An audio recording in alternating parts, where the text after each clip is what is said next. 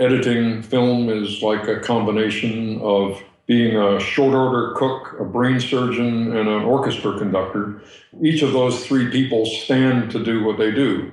You just heard a part of Zack Arnold's podcast. He talked to a legendary film editor, Walter Murch, about his approach to standing during the editing process. But what is so different about standing that makes it important in the eyes of one of the most influential editors alive?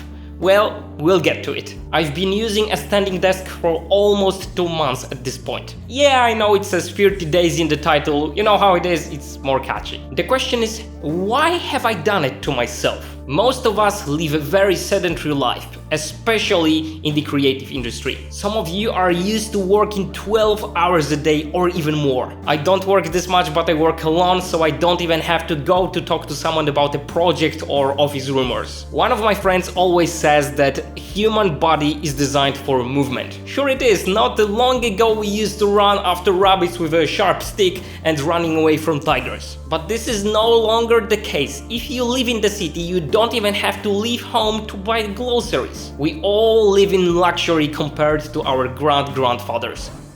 Okay, I'll tell you something about myself.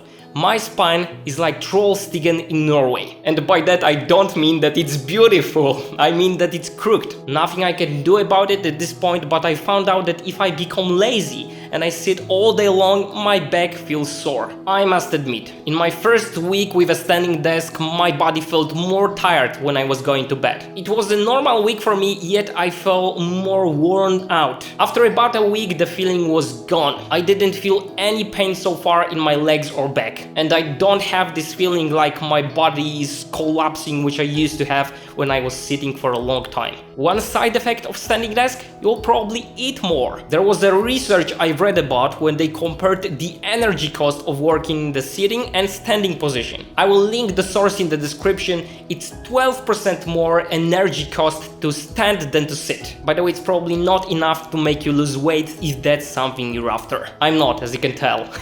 Another interesting research was conducted in London in 1961. They have found out that bus drivers live a shorter life than their conductor colleagues. I don't want the same to be true about the film editors and their on-set collaborators. But to be honest, I didn't get the standing desk for health reasons, and this is not the topic of this video. I can only talk about my own experience in this area, and all I know is that sitting is the new smoking slogan is not a real problem. A sedentary lifestyle is. Staying in any position for longer than 60-90 minutes is not good for your body. In the description I'll link to Zack Arnold blog where he goes to more detail about all of it. I am far from being perfect with my working habits, and to be honest, this is kind of the beginning of the journey for me. Will I exercise with kettlebells when watching dailies or work on a treadmill? I have no idea.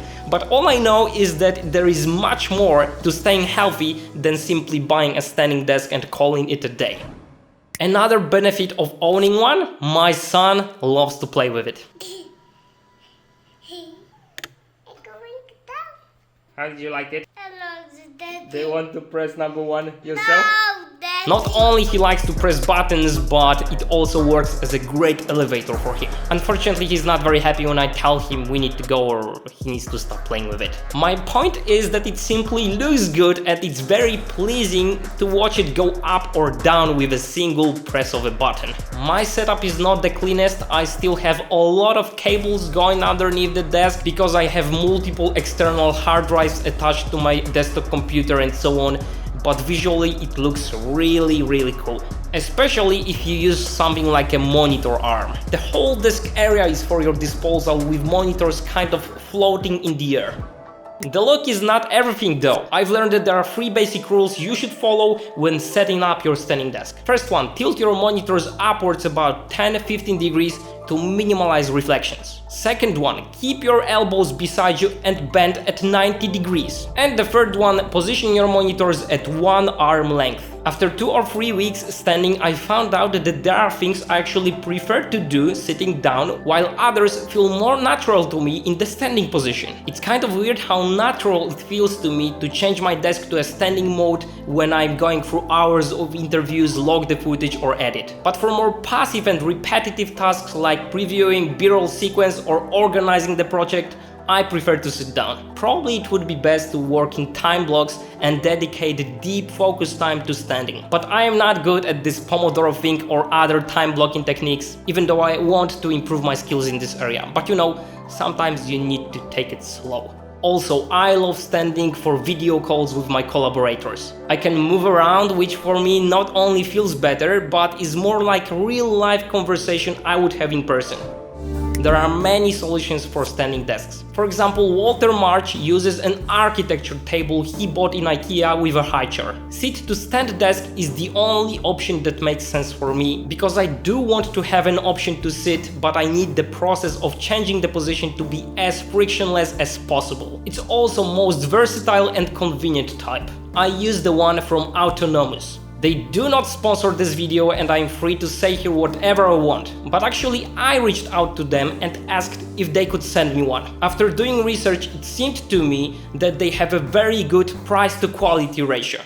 You can change the height with one click thanks to preset buttons. I have my standing preset assigned to button 1, sitting to button number 2, and if I want to draw something, I will set it even higher. I also use anti-fatigue mat and I cannot recommend it enough. Without it, my legs feel sore very quickly, and standing on it, it's not the case at all. Honestly, I thought this anti-fatigue mat is just a marketing trick, but it makes a huge difference. I have the one from Autonomous and I know that Zack Arnold recommends Topomat from Ergo Driven, so it must be good as well.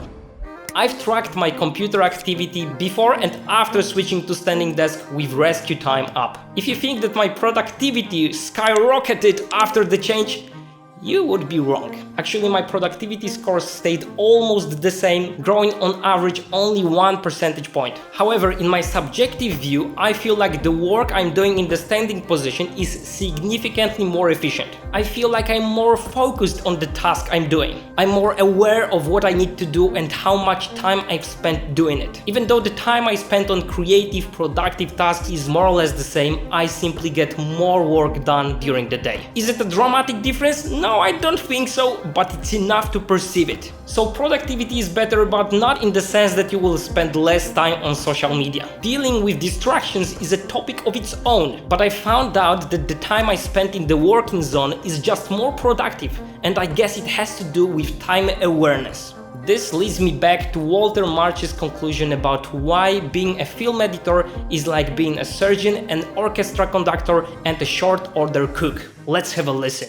Time is incredibly important when you're editing, and when you're standing, you have a different relationship to time. Standing gives you better sense perception of time. You feel more awake and time aware. It helps you to concentrate on whatever you do, especially if you're doing something that is grounded in time by its nature. Editing definitely is. If you think about the rule of 6, which Walter Murch introduces in his extraordinary book In the Blink of an Eye, the first 3 elements, which are emotion, story and rhythm, are very time sensitive. Only the last 3, which make 16% of the cut, aren't dependent on time. The word that describes the relationship between your posture and time awareness is called kinesthesia, a better sense of your body. So we can come to the conclusion that how we perceive time is linked to productivity, even if it cannot guarantee that you will spend more time working and less time on distractions. Now do one thing for me. Chances are that you are in the sitting position right now for more than an hour. Please take a small step into better working habits and take a 3 minutes walk. We are what we repeatedly do, as Aristotle said. Even if you don't think that a standing desk is for you, move as much as you can. Let's not turn into vegetables with roots in our chairs. When you come back, watch this video where Walter Murch goes into more detail about his approach to standing. Until the next time, stand and edit like there is no tomorrow.